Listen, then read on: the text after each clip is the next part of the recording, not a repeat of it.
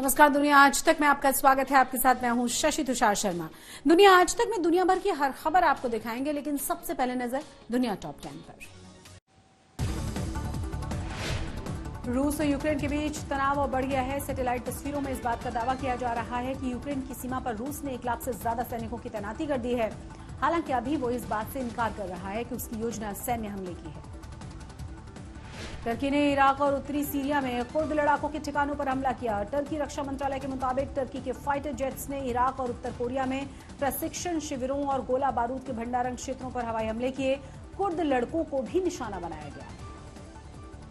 Belgium में यूरोपीय संघ आयोग के बाहर पर्यावरणविदों ने प्रस्ताव को अनोखे ही अंदाज में उसका विरोध किया गया। इस प्रस्ताव के तहत कुछ बड़े गैस और परमाणु संयंत्रों को ग्रीन इन्वेस्टमेंट के तहत लेबल करने की इजाजत देने की उम्मीद है। इक्वाडोर के अमेजोन क्षेत्र में तेल रिसाव गंभीर समस्या बनती जा रही है। तेल फैलकर कोका नदी और नेपो नदी तक पहुंच चुका है। इस रिसाव से हजारों लोग प्रभावित भी हुए हैं। एक महत्वपूर्ण तेल पाइपलाइन पर पत्थर गिरने की वजह से यह पाइपलाइन टूट गई है। अमेरिका के पूर्वी राज्य वर्जीनिया में मंगलवार को गोलीबारी में 2 अधिकारियों की मौत हो गई। पुलिस इस मामले में एक और व्यक्ति को हिरासत में लेकर पूछताछ कर रही है। अमेरिका में नॉर्थ कैरोलिना राज्य में एक फर्टिलाइजर प्लांट में भीषण आग लग गई। आग के बाद प्लांट में 1 किलोमीटर दायरे में 6000 लोगों को सुरक्षित बाहर निकाला गया। हादसे के वक्त प्लांट में 600 टन से ज्यादा अमोनियम नाइट्रेट मौजूद था। अमेरिका के नॉर्थ डकोटा में बर्फबारी से जनजीवन बेहाल है। सबसे ज्यादा बुरा हाल है सड़कों का। अधिकारियों ने ग्रैंड फोर्क्स से कनाडा की सीमा तक 29 अंतर्राज्यीय सड़कों को बंद कर दिया है। साथ ही कई इलाकों में बर्फीले तूफान की चेतावनी भी जारी कर दी गई है। 29 अप्रैल 2020 को अमेरिका के दक्षिणी राज्य में गिरी बिजली ने दुनिया के तमाम रिकॉर्ड्स को तोड़ा है। अमेरिका के 3 राज्यों में आसमान से 767 किलोमीटर लंबी बिजली गिरी थी, जिसकी माप को अब नाप लिया गया है। फ्रांस में कोरोना पाबंदियों को पूरी तरह से हटा लिया गया है। अब यहां घरों से बाहर निकलने पर मास्क पहनने की अनिवार्यता को पूरी तरह से खत्म कर दिया है। साथ ही स्टेडियम में एंट्री के लिए भी ढील दी गई है। विश्व स्वास्थ्य संगठन ने दुनिया के सभी देशों से कोरोना संबंधी नियमों को धीरे धीरे खत्म करने की अपील की है। संगठन ने कहा है कि महामारी अभी खत्म नहीं हुई है और नए म्यूटेंट भी नजर आ सकते हैं। इसीलिए प्रतिबंधों में तेजी से ढील देना जल्दबाजी होगी। चीन में होने वाले विंटर ओलंपिक के आयोजन में महज 48 घंटे से भी कम का समय बचा है। ऐसे में यहां पर तैयारियां जोरों पर हैं। विंटर ओलंपिक के सफल आयोजन के जरिए चीन दुनिया में अपनी छवि को और बेहतर करना चाहता है।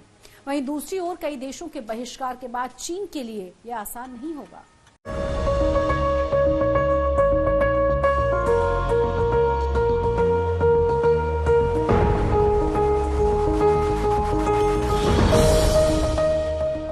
चार फरवरी को चीन विंटर ओलंपिक के आगाज से दुनिया भर की नजर अपनी ओर खींचने के लिए पूरी तैयारी में जुटा हुआ है।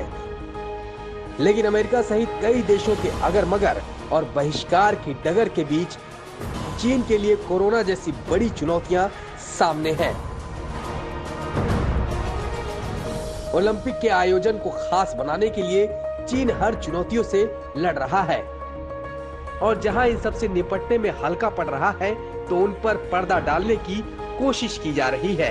फिर चाहे वो कोरोना के आए दिन बढ़ते नए केस हो या फिर कोई राजनीतिक बाधा।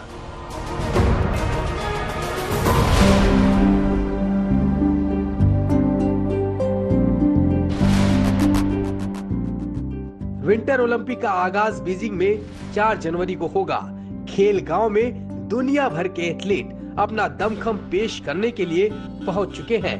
तो वहीं अंतर्राष्ट्रीय ओलंपिक समिति के अध्यक्ष थॉमस बाक ने खेल गांव का दौरा किया और तैयारियों का जायजा लिया। इतना ही नहीं, कई देशों के मेहमानों का आगमन भी शुरू हो गया है।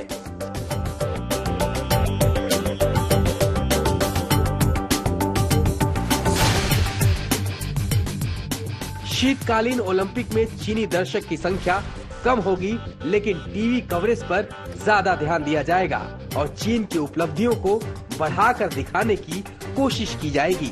वहीं चीनी मीडिया ने दावा किया है कि 32 देशों के राजनयिक उद्घाटन समारोह में शामिल होंगे। आपको बता दें कि रूसी राष्ट्रपति व्लादिमीर पुतिन भी विंटर ओलंपिक खेलों के दौरान चीन में होंगे, जहां यूक्रेन से चल रहे रूस के तनाव को लेकर भी बातचीत होने की पूरी संभावना है जिस पर पूरी दुनिया की नजर है। आज तक ब्यूरो। आज तक HD, सबसे तेज सबसे ज्यादा।